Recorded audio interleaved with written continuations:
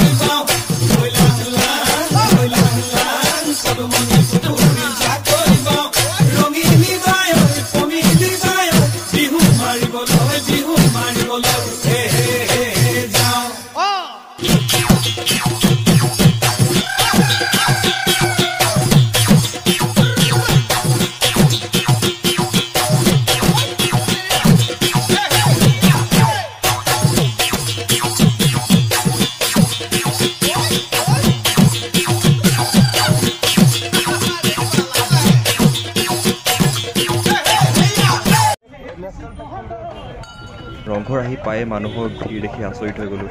আচলতে শিৱসাগৰৰ ৰংঘৰ বাকৰি বিহু বুলি ক'লে মানুহৰ এটা আৱেগ ইয়াত জড়িত হৈ আছে, সেইটো কাৰণে আজি ইয়াত ইমান ভিৰ হয়। তো ব'লকচোন সোমাই যাওঁ।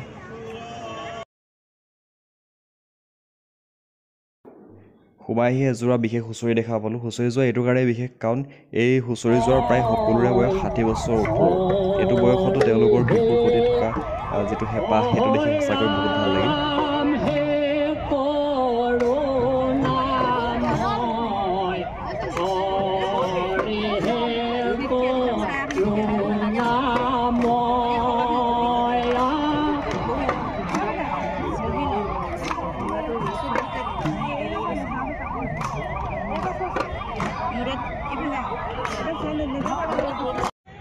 এইবাৰ আপোনালোকক দেখাব লৈছোঁ প্ৰায় 100জনী নাচনীয়ে একেলগে বিহু নৃত্য পৰিৱেশন কৰা এটা মুহূৰ্ত। সঁচাকৈ খুব ভাল লাগিছে।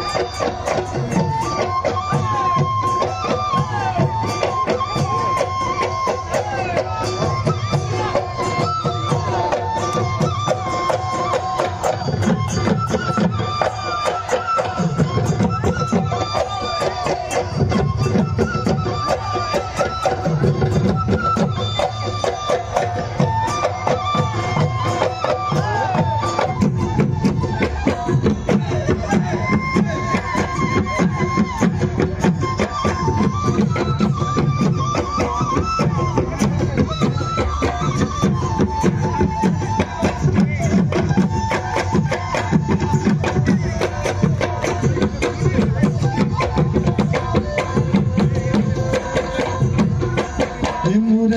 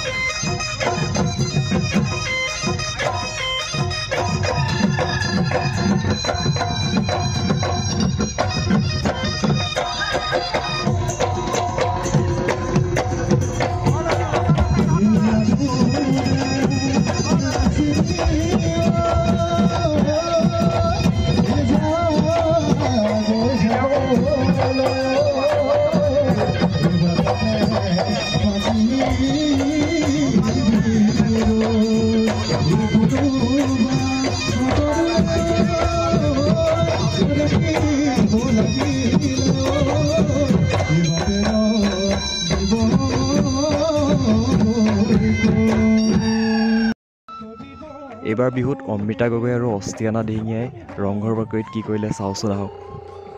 পুৰা বাকৰিত উপস্থিত থকা প্ৰতিগৰাকী বিহুপ্ৰেমী ৰাইজলৈ মোৰ তৰফৰ পৰা মান্যানুসাৰে শ্ৰদ্ধা সেৱা আৰু মৰম জনাইছোঁ।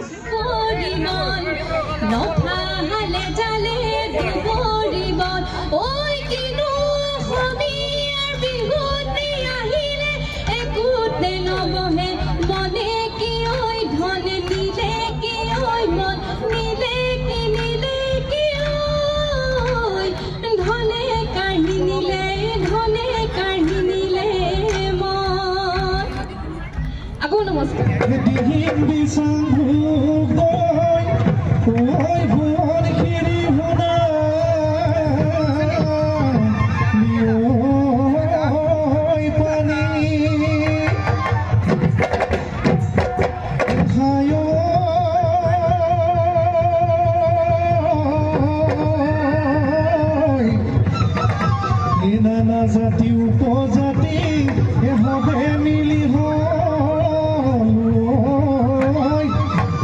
আমি অসমীয়া জাতি। মই প্ৰথমতে 2009 চনত জনপ্ৰিয় বিহু ৰাইজক আগবঢ়াই দিছিলোঁ। সেই বিহুটো অকণ আৰম্ভ কৰিছিলোঁ।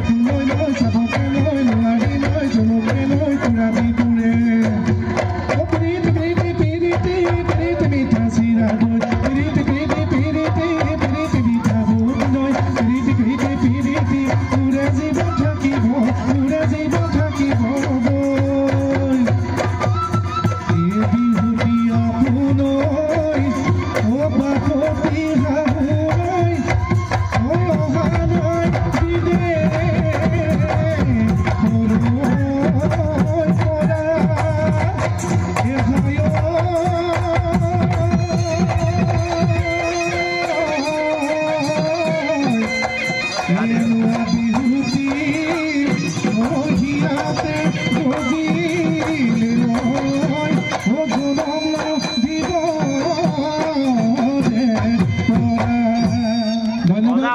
সকলোকে